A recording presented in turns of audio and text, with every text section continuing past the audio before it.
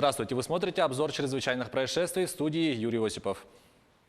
В Якутске пресечена попытка сбыта крупной партии наркотиков. Сотрудники управления по контролю за незаконным оборотом наркотиков задержали 21-летнего уроженца Устьянского района по подозрению в сбыте наркотиков. Во время обыска в его квартире обнаружили и изъяли рюкзак, в котором находились 2 свертка с кристаллообразным веществом светлого цвета, 3 свертка с порошкообразным веществом желтого цвета и сумка с остатками вещества светлого цвета. Общий вес изъятого составил около 1 килограмма и 700 граммов. Проведенная экспертиза установила, что изъятые вещества являются наркотическим средством «Спайс».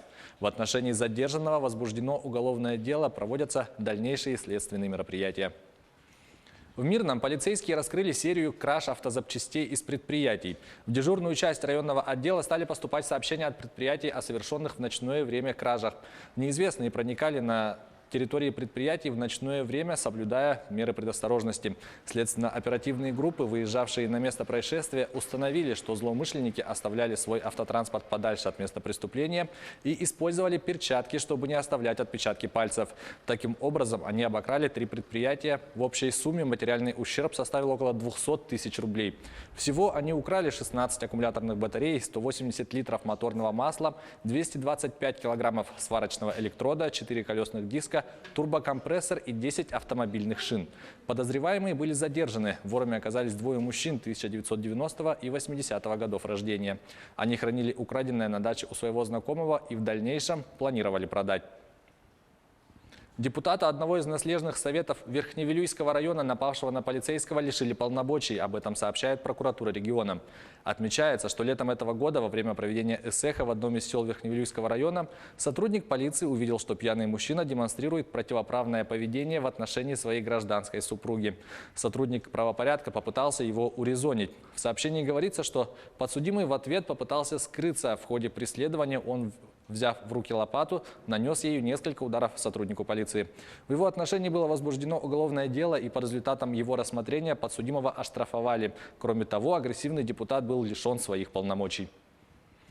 Мужчина скончался от ожогов после пожара в жилом доме в поселке Сангар в Кобяйском районе. Он получил 99% ожогов. Еще одна пострадавшая находится в крайне тяжелом состоянии, сообщили в пресс-службе Минздрава Республики. Пожар произошел в квартире жилого дома. К моменту прибытия пожарных горела ванная комната. В результате пожара огнем повреждены стены и пол ванной на площади 8 квадратных метров. В пресс-службе Минздрава Республики сообщили, что мужчину и женщину, пострадавших в пожаре, госпитализировали с множественными ожогами в Кобяйскую ЦРБ.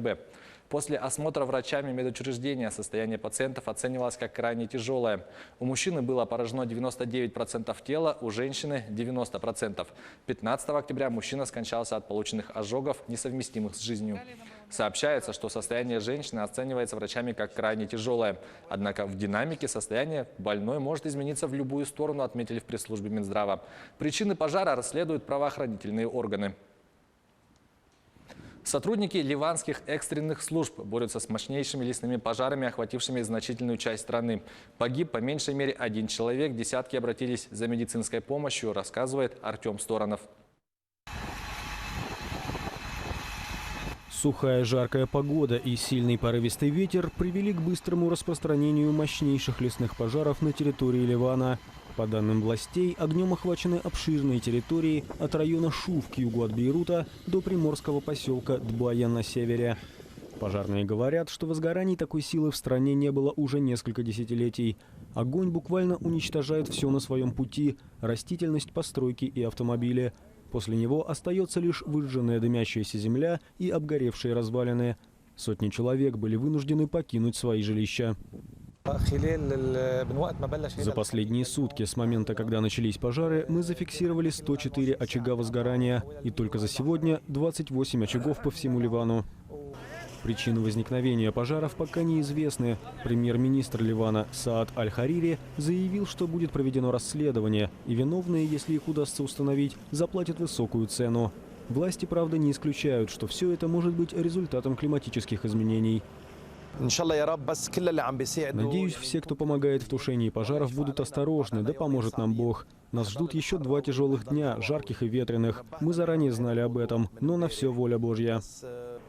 В результате пожаров погиб как минимум 1 человек, 18 пострадавших госпитализированы. Еще порядка 90 экстренная медицинская помощь была оказана на месте.